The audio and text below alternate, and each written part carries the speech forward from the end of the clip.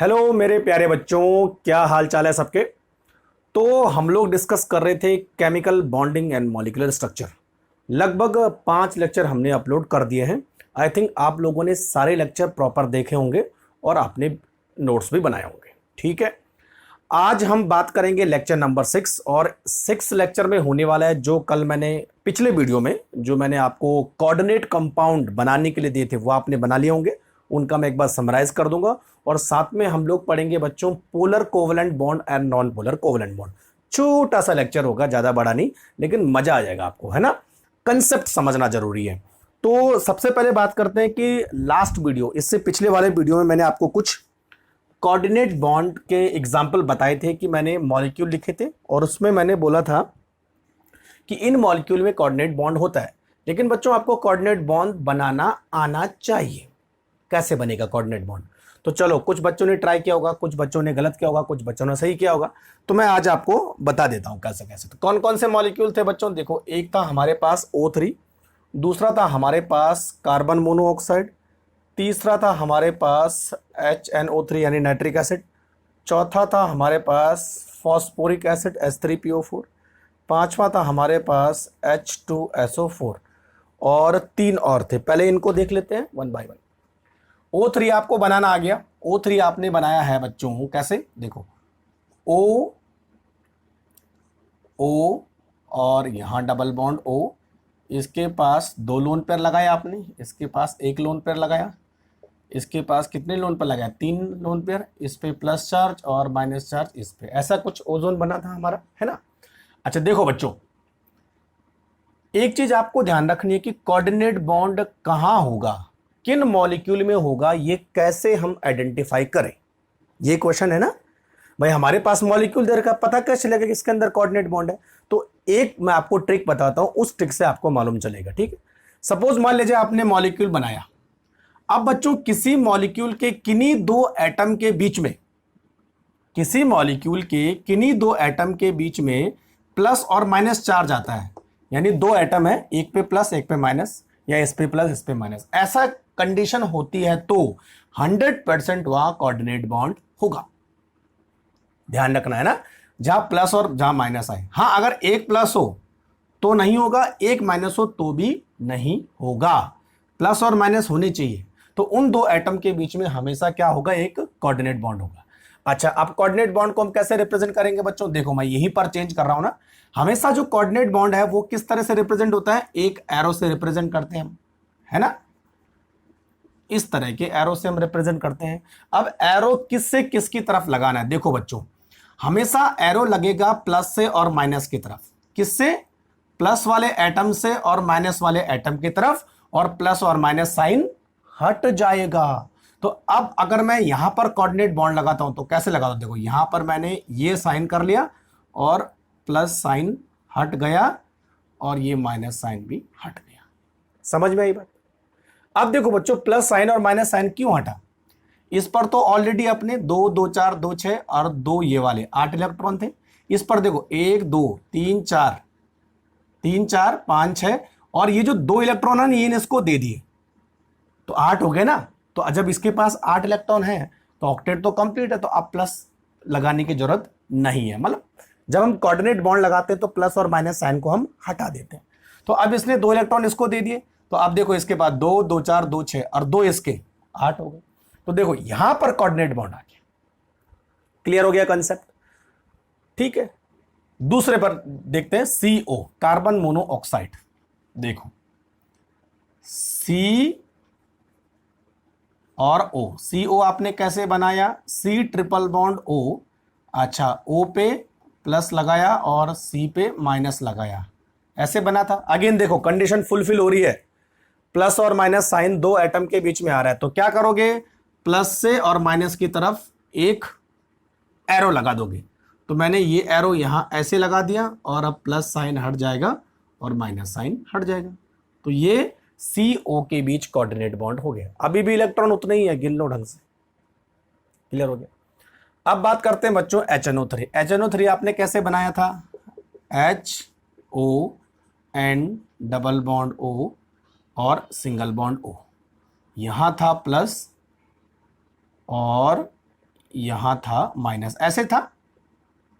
ठीक है बच्चों, तो अगेन देखो प्लस और माइनस आ रहा है, इसका मतलब कोऑर्डिनेट बॉन्ड कहां होने वाला है, इन दोनों के बीच होने वाला है, जहां पर प्लस और माइनस है।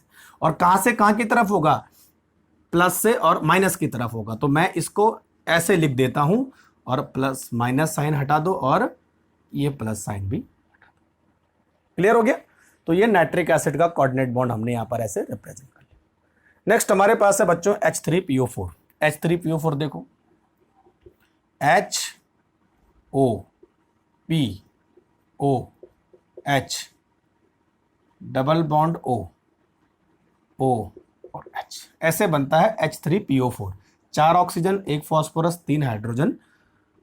यहां पर 2 इलेक्ट्रॉन पेयर होंगे, यहां पर भी 2 इलेक्ट्रॉन पेयर होंगे, यहां पर भी 2 इलेक्ट्रॉन पेयर होंगे, यहां पर भी 2 इलेक्ट्रॉन पेयर होंगे। ठीक है, अब देखो ये एग्जाम्पल तो थे जब 2 एटम के बीच में एक में प्लस और एक में माइनस आता है, यहां पर प्लस माइनस नहीं है।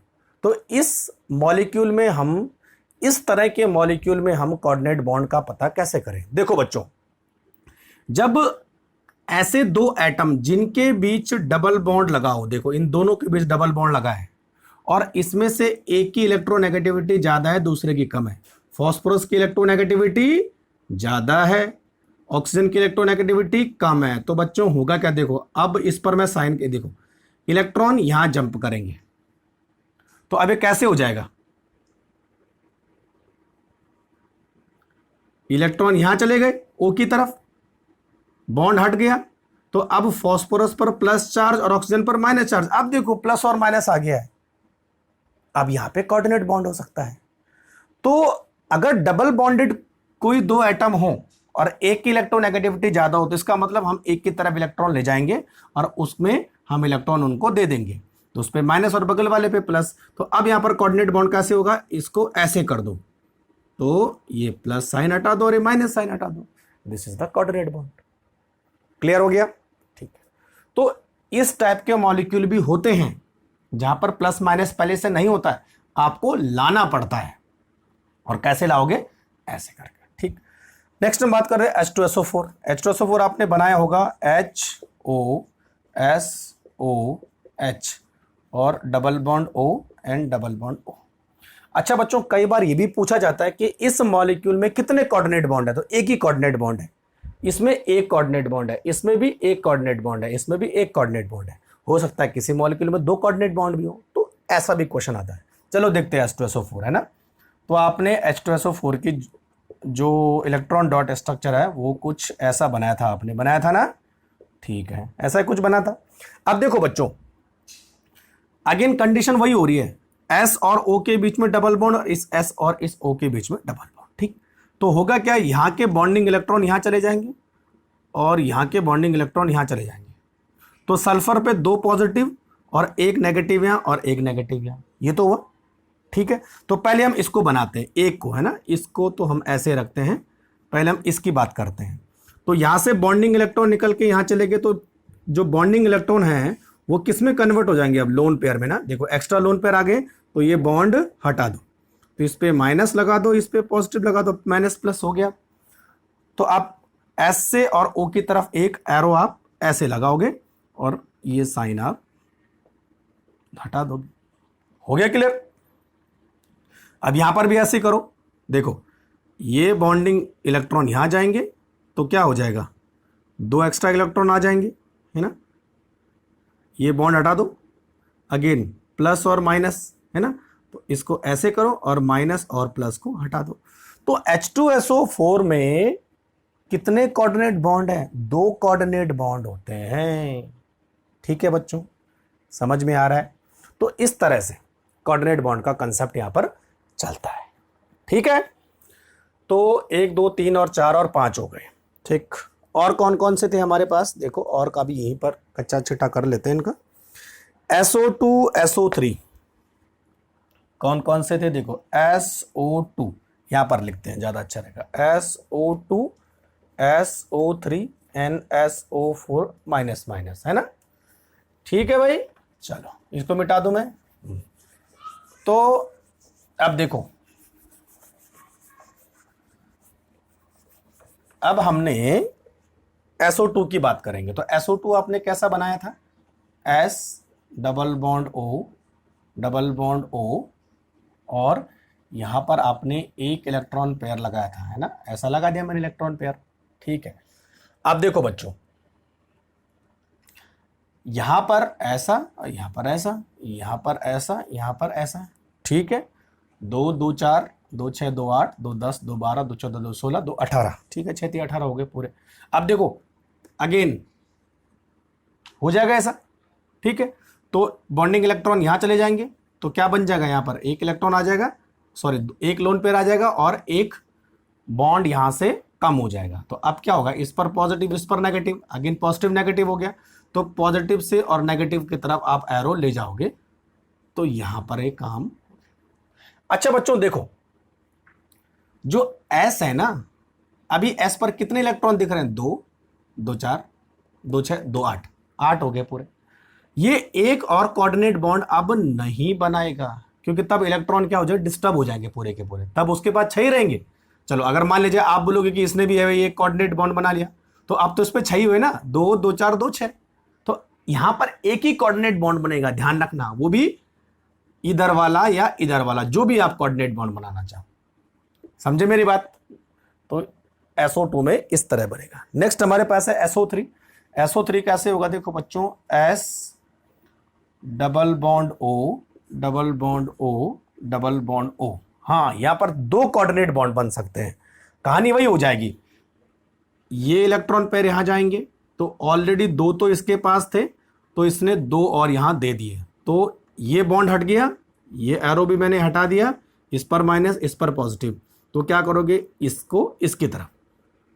ठीक है, यहां पर भी सेम कंडीशन ऐसी होने वाली, इसको इसकी तरफ। ठीक है बच्चों, लेकिन अब देखो यहां पर कोऑर्डिनेट बॉन्ड नहीं बनेगा, 2 ही कोऑर्डिनेट बॉन्ड बन सकते हैं क्योंकि सेंट्रल एटम के पास 8 इलेक्ट्रॉन तो होने चाहिए ना, तो 2 2 4 2 6 और 2 8। अगर आप 3 कोऑर्डिनेट बॉन्ड बनेंगे तो सेंट्रल एटम के पास 6 इलेक्ट्रॉन रह जाएंगे। तो इस कंडीशन में आपको केवल उतने ही कोऑर्डिनेट बॉन्ड लगाने की सेंट्रल एटम के पास 8 इलेक्ट्रॉन ही रहे। समझे मेरी बात? तो ये हो गया हमारे पास SO2 एंड SO3, और लास्ट में कौन सा है, SO4। SO4 बिल्कुल किसके जैसे, H2SO4 के जैसे। ठीक है, अच्छा ये हो गया हमारे पास, और ये O और ये O, ऐसे बनेगा H2SO4। 2 2 4 2 6 2 8 2 10, है ना, SO4 माइनस, सॉरी ये ऐसा -2, इसके पास 3 लोन पेयर, बीच में मत लगाओ, इसके पास भी 3 लोन पेयर, बस हो गया इस तरह से, 2 2 4 2 6 2 8, बात खत्म, है ना। और इसके पास भी 3 लोन पेयर, इसके पास भी 3 लोन पेयर। ठीक है, इस तरह बन जाएगा बच्चों। तो ये हमारे पास क्या है, H2SO4 का, सॉरी SO4 का। तो अब मैंने आपको सारे एग्जांपल बता दिए कि किस तरह से वहां पे कोऑर्डिनेट बॉन्ड आने वाले। क्लियर हो गया? तो जरा फटाफट से नोट करते जाओ, और जहां कंफ्यूजन हो वहां पर एक बार दोबारा से सुन लेना किस तरह से मैंने बताया है। ठीक है बच्चों, तो बहुत अच्छी बात है ना, ये हो गया हमारा काम खत्म। अब दूसरी पारी स्टार्ट करते हैं। ठीक है बच्चों, तो अब आपको जो हमारा ये कौन सा चल रहा था, कोसल-लीविस थ्योरी ना, उसमें बस कोवलेंट बॉन्ड के बारे में पढ़ना है, कोऑर्डिनेट बॉन्ड के बारे में पढ़ना है, आयनिक बॉन्ड के बारे में पढ़ना है, उनकी खास बातें पढ़नी है ना। अब चलो एक नई चीज मैं आपको बताने वाला हूं, इसी का पार्ट है ना, अभी एक ही थ्योरी चल रही है, दूसरी स्टार्ट नहीं हुई अभी। तो यहां पर है बच्चों, देखो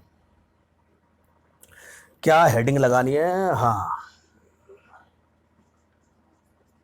polar and non polar covalent bond, ये बहुत इंपॉर्टेंट है, इससे कई सवाल बनते हैं। देखो polar and non polar covalent bond, देखो बच्चों पोलर किसको बोलेंगे और नॉन पोलर किसको बोलेंगे। सपोज मान लीजिए हमारे पास एक बॉन्ड है, एक एटम यहां पर है, एक एटम यहां पर है, इस एटम पर माइनस चार्ज है, इस एटम पर प्लस चार्ज है, इसका मतलब यहां पे पोल डेवलप हो रहा है। पोल का मतलब चार्ज, एक नॉर्थ पोल एक साउथ पोल। तो इस तरह बच्चों हम 2 एटम के बीच में पोल डेवलप यानी चार्ज डेवलप कब होगा, जब दोनों की इलेक्ट्रोनेगेटिविटी में डिफरेंस होगा। अभी इसको मैं डिस्कस करूंगा। मान लिया जाए यहां पर एक एटम है, यहां पर दूसरा एटम है, इस पर माइनस चार्ज, इस पर प्लस चार्ज, इसको हम बोलते हैं डेवलपमेंट ऑफ पोल। तो जहां पर ऐसा माइनस और प्लस आता है वहां पर हम उस मॉलिक्यूल को बोलेंगे पोलर, या वो जो बॉन्ड होगा वो होगा पोलर बॉन्ड। लेकिन कोई ऐसा बॉन्ड आपने लिखा, एक एटम या दूसरा एटम या उन पर कोई चार्ज नहीं आ रहा है, तो उसको हम बोलेंगे नॉन पोलर बॉन्ड। चार्ज क्यों आएगा और चार्ज क्यों नहीं आएगा इस पर अभी डिस्कस करते हैं, वो इलेक्ट्रोनेगेटिविटी पे डिपेंड करेगा।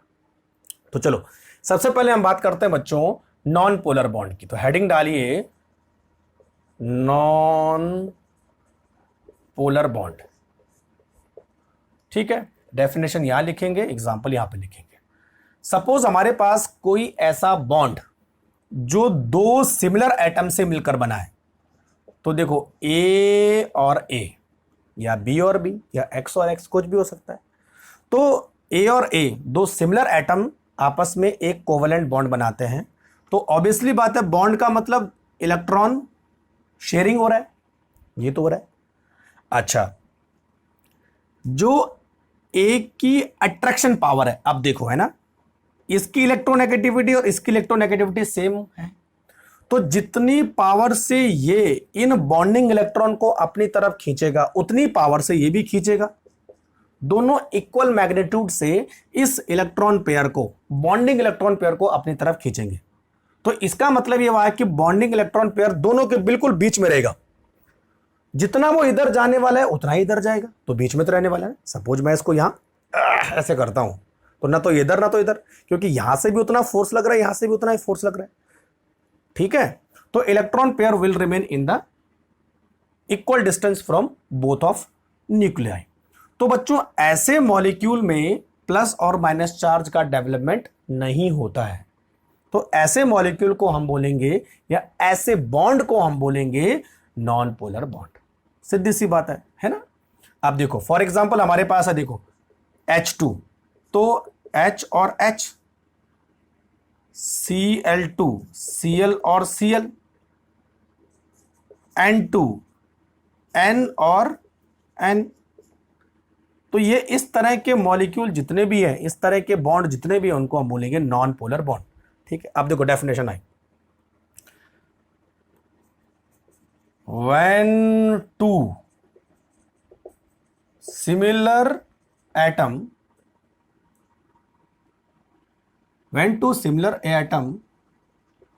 come together to form a bond by sharing of electrons, मेरे साथ लिखते जाओ, when two similar atoms come together to form a bond by sharing of electron, the bonding electrons equally attracted by both atom। Equally attracted क्यों है, क्योंकि जितने proton इसके पास है उतने प्रोटॉन इसके पास में होंगे, तो दोनों के अट्रैक्शन करने की पावर सेम होगी, दोनों की इलेक्ट्रोनेगेटिविटी सेम है। तो both bonding electron equally attracted by the both atom, hence bonding electrons remain in equal distance from both atom. This type of bond is called non-polar bond। और for example हमारे पास है, देखो मैंने बोला ना, Cl2, H2, N2, O2, F2, I2, देखो similar atom है, तो समझ जाना चाहिए यहां पर कौन सा बॉन्ड होने वाला है, नॉन पोलर बॉन्ड। क्लियर हो गया, ठीक है। तो कई बार पूछा जाता है कि नॉन पोलर बॉन्ड क्या होता है ना। पोलर जहां पर शब्द आता है ना बच्चों, पोलर, इसका मतलब वो चार्ज है, सीधी सी बात है, समझ जाना चाहिए। जैसे आयनिक कंपाउंड होते हैं वो पोलर होते हैं, क्योंकि वहां पर एक में प्लस एक में माइनस चार्ज है। कोवेलेंट बॉन्ड में ये कंडीशन हो भी सकती है, नहीं भी हो सकती है, डिपेंड्स अपॉन कि आपका मॉलिक्यूल कैसा है, ठीक है। चलो तो ये होगा हमारा नॉन पोलर बॉन्ड। ठीक है बच्चों। अच्छा, नॉन पोलर जो कंपाउंड है ना, या जिनमें नॉन पोलर बॉन्ड होता है वो वाटर में इनसॉल्युबल होते हैं, जहां पर पोलर बॉन्ड आ गया वो वाटर में सॉल्युबल होते हैं। ये बहुत इंपॉर्टेंट है। ठीक है, अब हम बात करते हैं कौन सा, non polar covalent compound, sorry polar covalent compound. तो हेडिंग डालिए पोलर कोवलेंट बॉन्ड।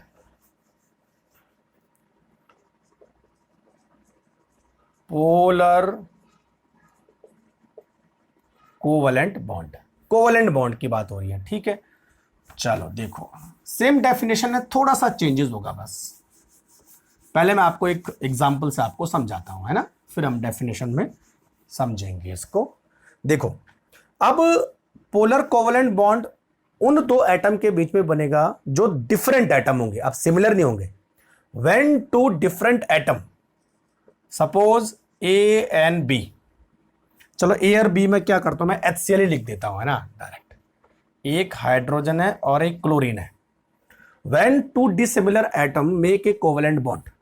ठीक, अब बच्चों जो इनका बॉन्डिंग इलेक्ट्रॉन है ना, वो किसकी तरफ ज्यादा होगा, बोलो, जिसकी इलेक्ट्रोनेगेटिविटी ज्यादा होगी, ये तो है ना। और यहां पर किसकी इलेक्ट्रोनेगेटिविटी ज्यादा है, Cl की इलेक्ट्रोनेगेटिविटी ज्यादा है। तो Cl इस बॉन्डिंग इलेक्ट्रॉन को अपनी तरफ ज्यादा अट्रैक्ट करेगा बजाय हाइड्रोजन के। हाइड्रोजन बेचारा कमजोर है, हाइड्रोजन खींच नहीं पाएगा, लेकिन Cl के पास ताकत ज्यादा है, Cl खींच लेगा। तो अब ये इलेक्ट्रॉन पेयर जो है बीच में ना हो कि किसकी तरफ थोड़ा सा ज्यादा रहेगा, Cl की तरफ ज्यादा रहेगा इलेक्ट्रॉन पेयर, क्योंकि Cl की ताकत ज्यादा है। मैं रखूंगा भाई, है ना, मेरे पास ताकत ज्यादा है, जिसकी लाठी उसकी भैंस। तो यहां पर Cl ज्यादा ताकतवर है, तो Cl अपनी तरफ इलेक्ट्रॉन पेयर को रखेगा। तो अब बच्चों क्या हुआ, Cl पर एक पार्शियल नेगेटिव चार्ज आ जाएगा और हाइड्रोजन से इलेक्ट्रॉन थोड़ा सा दूर हो गए, तो हाइड्रोजन पर आ जाएगा पार्शियल पॉजिटिव चार्ज। अब देखो, नेगेटिव और positive, hence this type of bond is called polar bond. तो पोलर बॉन्ड के लिए पहली कंडीशन क्या है, दो डिसिमिलर एटम होंगे जी, और दो डिसिमिलर एटम होंगे तो हमेशा इलेक्ट्रॉन पेयर किसकी तरफ शिफ्ट होगा, जिसकी इलेक्ट्रोनेगेटिविटी ज्यादा है। अच्छा, अगर मान लिया जाए कि ऐसा हो, F और Cl के बीच हो, तो अब बच्चों किसकी इलेक्ट्रोनेगेटिविटी ज्यादा है, F की। तो इलेक्ट्रॉन पेयर किसकी तरफ रहेगा, F की तरफ रहेगा, है ना। तो इस समय F पे माइनस और Cl पे प्लस। ये जो साइन है ना, इसको हम बोलते हैं डेल्टा। डेल्टा का मतलब होता है partial, very small, partial negative partial positive, है ना, पॉजिटिव नेगेटिव नहीं, पार्शियल। समझे मेरी बात। अच्छा देखो, HCl को हम ऐसे भी रिप्रेजेंट कर सकते हैं, ये देखो, ये जो मैंने साइन बनाया दिस इज इलेक्ट्रॉन क्लाउड। तो आपको दिख रहा है कि इलेक्ट्रॉन क्लाउड किसकी तरफ झुका हुआ ज्यादा है, Cl की तरफ ज्यादा झुका हुआ है, क्योंकि Cl की इलेक्ट्रोनेगेटिविटी ज्यादा है। यहां पर किसकी तरफ झुकाव ज्यादा होगा, F की तरफ ज्यादा झुकाव होगा। और जो मैंने अभी इससे पहले आपको कौन से बॉन्ड बताए थे, नॉन पोलर बॉन्ड, उसमें दोनों इक्वल बनेंगे, ये तो हुआ ना, किसकी तरफ ज्यादा नहीं। तो नॉन पोलर पोलर, इससे समझ जाना चाहिए। क्लियर हो रहा है, ठीक है। तो अब जहां पर दो डिसिमिलर एटम आपस में कनेक्ट होंगे और एक कोवलेंट बॉन्ड बनाएंगे, तो हमेशा इलेक्ट्रॉन उस एटम की तरफ ज्यादा शिफ्ट होंगे जिसकी इलेक्ट्रोनेगेटिविटी ज्यादा है। तो उस पर आ जाएगा नेगेटिव चार्ज और बगल वाले पे आ जाएगा पॉजिटिव चार्ज। तो इसी टाइप के हम बॉन्ड को बोलेंगे पोलर कोवलेंट बॉन्ड। ठीक है, तो डेफिनेशन लिखो, when to dissimilar atom come to form covalent bond by sharing of electrons, the bonding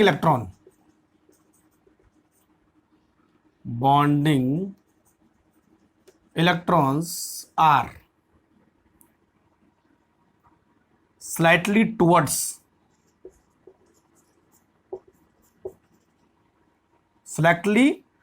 attracted towards more electronegative atom, more electronegative atom, ठीक है, hence it get partial positive charge and another atom get partial negative charge, ठीक है। तो बस बात तो खत्म हो गई। तो इस तरह के मॉलिक्यूल को हम बोलेंगे क्या, non polar, polar covalent bond, और जिन मॉलिक्यूल में होगा उनको हम बोलेंगे पोलर कोवलेंट मॉलिक्यूल, ठीक है। एग्जांपल कैसे हैं देखो बच्चों, HCl, HBr है ना, अलग अलग एटम आ रहे हैं। वाटर भी पोलर है, वाटर देखो HOH किसकी तरफ होगा, ऑक्सीजन की तरफ ज्यादा होगा, तो ऑक्सीजन पे नेगेटिव, इस पे पॉजिटिव, इस पे पॉजिटिव, ऐसा लिखना आपको है ना। अमोनिया मॉलिक्यूल NH3 में भी ऐसा ही है, NH किसकी तरफ ज्यादा होगा, N की तरफ, तो N पे नेगेटिव, यहां पॉजिटिव, यहां पॉजिटिव, यहां पॉजिटिव, है ना। तो HCl, HBr, H2O, NH3, HF, ये सारे क्या हैं, पोलर कोवलेंट बॉन्ड वाले मॉलिक्यूल। समझ में बात आ रही, नोट करते जाओ जरा फटाफट। अगर राइटिंग समझ में नहीं आ रही है तो जो मैं बोल रहा हूं उससे लिख लो सुन के, है ना, वैसे समझ में आ जाएगी, इतना भी बुरा नहीं लिखा है। तो बच्चों ये था पोलर कोवलेंट बॉन्ड, समझ में बात आ गई। चलो अब यहां पर एक और चीज आती है कि अगर बच्चों, ये तो मिटा दो ना, हाँ ये तो हो गया, लिख ही दिया होगा सबने, तेज बच्चे में हमारे, है ना। तो इतना हमने कंप्लीट कर लिया है। नेक्स्ट हमारे पास है कि अगर आपको बोलूं बच्चों में कि HF और HI इन दोनों में ज्यादा पोलर कौन है, more polar, which is more polar covalent bond, तो कैसे पता, ये बहुत इंपॉर्टेंट है, कैसे पता करोगे। देखो अब एक चीज मैं आपको बताने वाला हूं,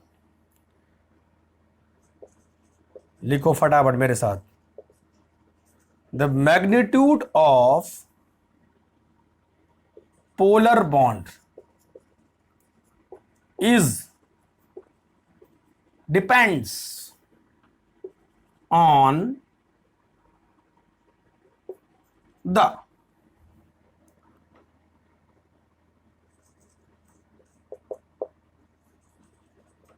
difference in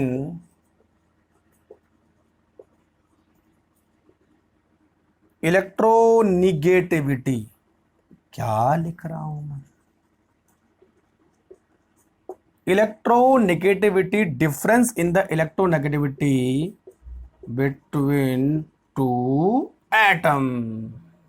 एटम्स, ये बहुत इंपॉर्टेंट है। यानी किसकी पोलैरिटी ज्यादा होगी, ये उन दोनों एटम के इलेक्ट्रोनेगेटिविटी डिफरेंस पर डिपेंड करेगा। इलेक्ट्रोनेगेटिविटी डिफरेंस, ध्यान रखना बच्चों, डिफरेंस बोला मैंने, कई बच्चे इलेक्ट्रोनेगेटिविटी समझ लेते हैं, वो गड़बड़ कर देते हैं, डिफरेंस पर डिपेंड करेगा। अच्छा देखो, अगर मैं हाइड्रोजन की इलेक्ट्रोनेगेटिविटी 1 मान लूं तो इसकी भी 1 होगी। F और I में से कौन ज्यादा इलेक्ट्रोनेगेटिव है, F, तो F की इलेक्ट्रोनेगेटिविटी होती है बच्चों 4, चलो मैंने I की इलेक्ट्रोनेगेटिविटी मान ली 2। अब डिफरेंस किस में आ रहा है, इसमें ज्यादा डिफरेंस आ रहा है, 3 का डिफरेंस आ रहा है ना, इसमें तो केवल 1 का ही डिफरेंस आ रहा है।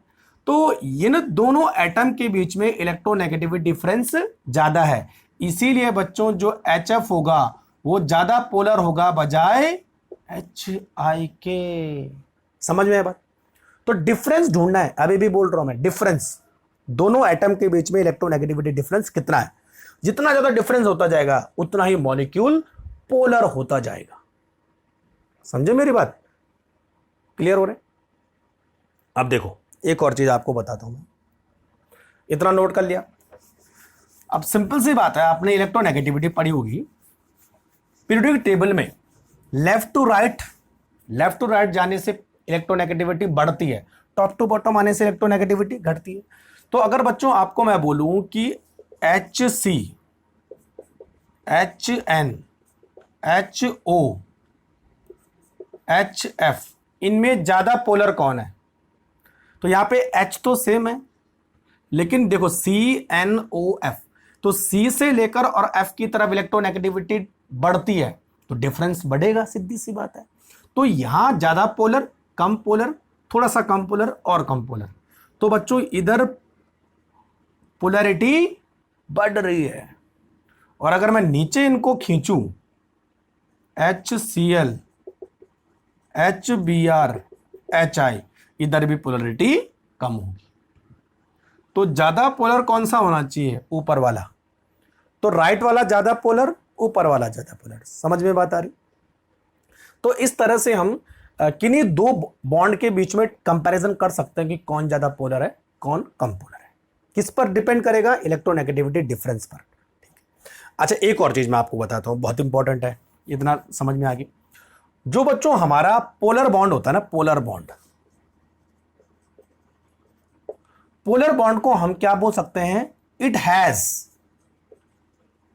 पार्शियल आयनिक कैरेक्टर। क्या बोल दिया? पोलर का मतलब होता है प्लस एंड माइनस, ये तो होता है। और जहां बच्चों प्लस एंड माइनस आता है, इसका मतलब वहां पर कुछ ना कुछ आयनिक कैरेक्टर है, उस बॉन्ड में आयनिक बॉन्ड के जैसे प्रॉपर्टीज आ गई। भले ही ये कोवलेंट है, लेकिन इसको हम 100% कोवलेंट नहीं बोल सकते हैं, क्योंकि इस पर जो है नेगेटिव और पॉजिटिव चार्ज है। तो जहां पर बच्चों नेगेटिव और पॉजिटिव चार्ज आना आ गया, इसका मतलब उसमें कुछ ना कुछ 1%, 2%, 5% आयनिक कैरेक्टर इंसर्ट हो गया है। समझे मेरी बात? जैसे अगर मैं आपको NaCl का एग्जांपल दूं, तो Cl माइनस और Na प्लस ये 100% आयनिक है, ठीक है ना? तो ये जो बॉन्ड दिख रहा है आपने, ये 100% कोवलेंट नहीं है, इसमें कुछ परसेंटेज आयनिक कैरेक्टर आ गया, क्योंकि ये पोलर है। समझे मेरी बात? हाँ, अगर मैं Cl और Cl की बात करूं, Cl2 की बात करूं, नॉन पोलर है, तो ये 100% क्या होगा? कोवलेंट होगा। तो बच्चों कोवलेंट मॉलिक्यूल के अंदर कुछ परसेंट आयनिक का भी इंसर्ट हो जाता है, और कब होता है? जब वहां पर पोलैरिटी क्रिएट होती है। तो हम बोल सकते हैं कि polar bond is also called partial ionic character, also have partial ionic character. अब मैं आपको एक चार्ट बताता हूं कि कितना इलेक्ट्रोनेगेटिविटी डिफरेंस होने से कितना आयनिक कैरेक्टर आता है। ये तो वन। अब देखो एक और चीज मैं आपको बताता हूं। पहले यहां पर देखो बच्चों, ये कम पोलर है, ये ज्यादा पोलर है, इसका मतलब ये ज्यादा आयनिक है, ये तो हुआ, और ये कम आयनिक है। मोर पोलर, मोर आयनिक कैरेक्टर, ये तो हुआ ना। पार्शियल आयनिक, पूरा तो नहीं बोल सकते हम। मोर आयनिक, लेस आयनिक, मोर पोलर, मोर आयनिक, लेस पोलर। तो पोलैरिटी को मैं इस समय आयनिक कैरेक्टर से कोरिलेट कर रहा हूं। तो बच्चों इलेक्ट्रोनेगेटिविटी डिफरेंस बढ़ेगा तो पोलैरिटी बढ़ेगी, और पोलैरिटी बढ़ेगी तो आयनिक कैरेक्टर ज्यादा होगा। ये तो हुआ ना, सिंपल सी बात है। तो इलेक्ट्रोनेगेटिविटी डिफरेंस को हम आयनिक कैरेक्टर से जोड़ सकते हैं। बात खत्म हो गई, क्लियर हो गया? 2-3 बार घुमा के सुन लेना मेरी बात, अगर समझ में नहीं आई तो। ठीक है, तो अब देखो, एक मैं चार्ट बनाने वाला हूं, उस चार्ट में मैं क्या बताने वाला हूं आपको। इधर मैं रखूंगा इलेक्ट्रोनेगेटिविटी डिफरेंस, और इधर रखा जाएगा कितना परसेंट वो आयनिक कैरेक्टर शो करता है। ठीक है बच्चों, तो 2 कॉलम आपको बनाने हैं। EN लिख रहा हूं मैं, इलेक्ट्रोनेगेटिविटी डिफरेंस, इलेक्ट्रोनेगेटिविटी डिफरेंस और परसेंटेज ऑफ आयनिक कैरेक्टर। ठीक है, चलो। तो यहां पर आता है बच्चों, देखो 2, 6, 8,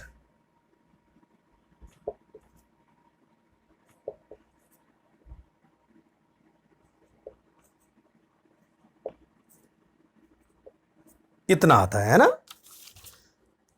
2 6 8 12 19 22 28 और 32 आता है, 30 नहीं आता है। याद करने का तरीका है बस मेरा, आप किसी भी और तरीके से काम कर सकते। 3 पॉइंट, तो 0.2 0.6 यहाँ पर आता है, और मैं इधर भी लिख देता हूँ 1 10 15 है ना, यहाँ पर तो आता है बच्चों 50%, तो 1 10 15 और यहाँ पर आता है 30। ये परसेंटेज है ना बच्चों, है ना, परसेंटेज लिखा है मैंने ऊपर, 50 के बाद है 70 86 हाँ 92 है ना,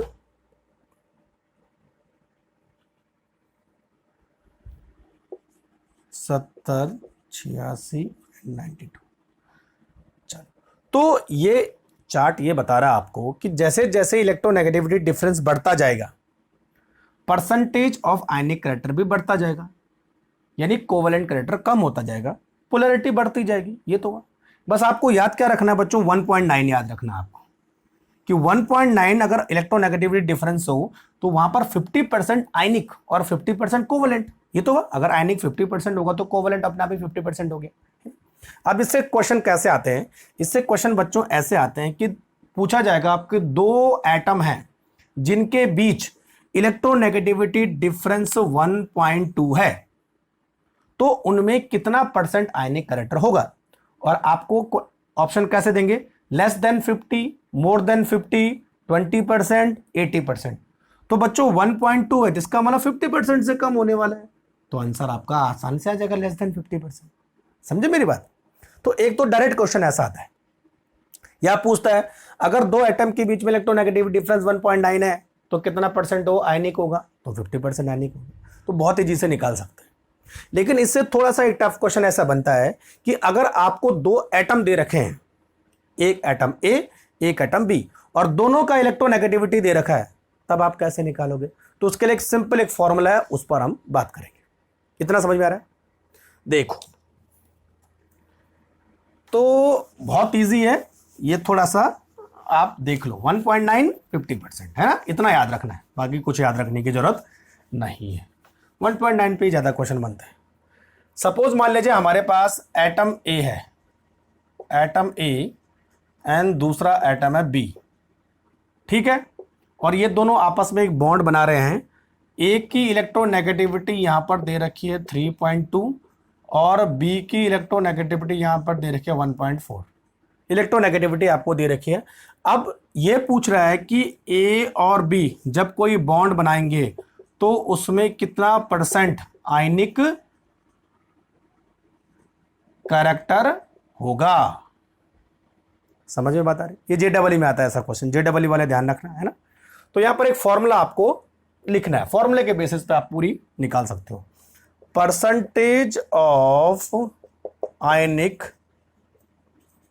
character, percentage of ionic character of a bond, एक बॉन्ड का आयनिक कैरेक्टर कैसे निकाल दो, equal to 16 XA minus XB plus 3.5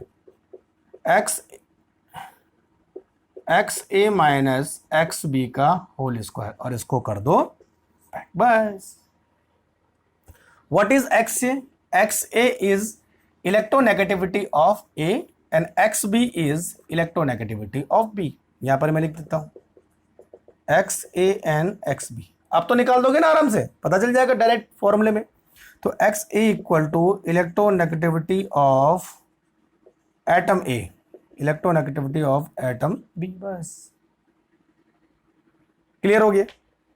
तो इस फॉर्मूले से आप एग्जैक्ट वैल्यू निकाल सकते हो कि उसका परसेंटेज ऑफ आयनिक कैरेक्टर कितना होगा। क्लियर हो गया भाई, ठीक है। तो बच्चों ये था हमारे पास polar non polar covalent bond, इस पर भी कई बार क्वेश्चन पूछे जाते हैं। तो चलो आज के लेक्चर को यहीं पर विराम देते हैं। नोट्स बनाते जाओ, एनसीईआरटी रीड करते जाओ, बार बार लेक्चर देखो, थोड़ा सा समझो, दिमाग के घोड़े दौड़ाओ, तो आसान हो जाएगा आपके लिए पढ़ना। ठीक है, कहीं समझ में नहीं आता तो आप मुझे मैसेज कर सकते हैं या कमेंट बॉक्स में लिख सकते हैं। चलो, थैंक यू वेरी मच।